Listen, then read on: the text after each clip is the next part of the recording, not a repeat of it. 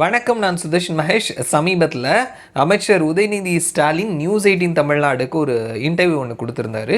So அந்த interview வந்ததுக்கு அப்புறமா அதை நேரடியாக டிவிலேயோ யூடியூப் சேனல்லையோ பார்த்தவர்களை விட அந்த இன்டர்வியூ சார்ந்த கமெண்ட்ஸ், கருத்துக்கள் பகிரும் பொழுது அதற்கப்புறம் அதை தேடி பார்த்தவங்க நிறைய பேர் இருக்கிறாங்க.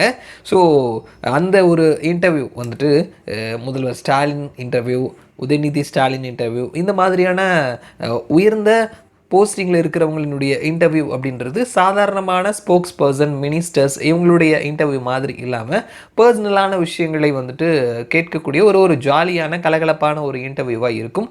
ஸோ அது சார்ந்த பல விமர்சனங்கள் வந்திருந்தாலும் எலெக்ஷன் நேரத்தில் இந்த மாதிரியான ஒரு இன்டர்வியூ அப்படின்றது அவர்களை சாதாரண மக்கள்கிட்டையும் பாலிடிக்ஸை ரொம்ப பெரிய அளவில் பார்க்காத, ரொம்ப பெரிய அளவில் அதை கவனிக்காத மக்கள்கிட்டையும் இந்த பர்சனை கொண்டு போய் சேர்க்கறதுக்கான வேலையை இந்த இன்டர்வியூ அப்படின்றது செய்யும்.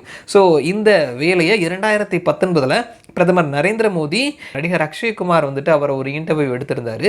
ஸோ அது எக்கச்சக்கமான பேர் பார்த்து ஒரு பெரிய வைரல் ஆச்சு.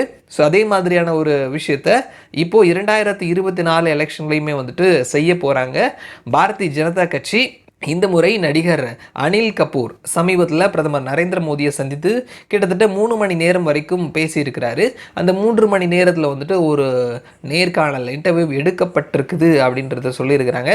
கூடிய சீக்கிரமாகவே வந்துட்டு அந்த இன்டர்வியூ வந்துட்டு வெளிவரும் அப்படின்றதையும் சொல்லியிருக்கிறாங்க.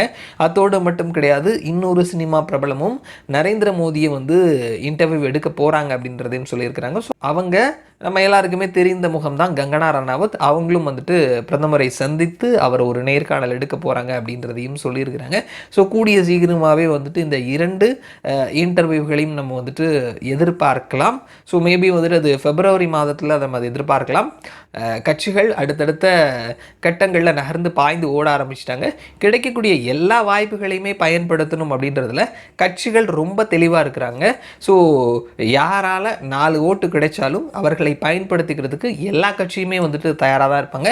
அந்த வகையில் திரை பிரபலங்களால் அவங்களுடைய ஆதரவு கிடைத்தது அப்படின்னா நம்ம கொள்கை, அரசியலை கூர்ந்து கவனித்தல், இந்த மாதிரியான பர்சன்ஸ் இவங்க எல்லாத்தையும் தாண்டி நார்மலான வெற்றி தோல்வியை நிர்ணயிக்கக்கூடிய நடுநிலையான சாமானியன் அப்படின்ற மாதிரி எந்த கட்சி சார்பும் இல்லாமல் அவனுடைய வேலையை பார்த்துட்டு இருப்பான். எலெக்ஷன் வந்ததுன்னா யாராவது ஒருத்தருக்கு ஓட்டு போடுவான். அந்த யாராவது ஒருத்தருக்கு அப்படின்னு சொல்லிட்டு ஓட்டு போடுறவர்களினுடைய ஓட்டுக்களை கவரக்கூடிய வகையில் இந்த மாதிரியான நேர்காணல்கள் அமையும். ஸோ அந்த வகையில் எல்லா டெக்னாலஜியும் எல்லா விஷயத்தையும் பயன்படுத்தக்கூடிய நரேந்திர மோடி இந்த முறையும் அவருடைய 2 இன்டர்வியூஸ், அதில் 1 ரெடி ஆயிடுச்சு, இன்னொன்று ரெடி ஆக போகுது அப்படின்றத சொல்லியிருக்கிறாங்க. ஸோ அதை நம்ம வரக்கூடிய நாட்களில் எதிர்பார்க்கலாம்.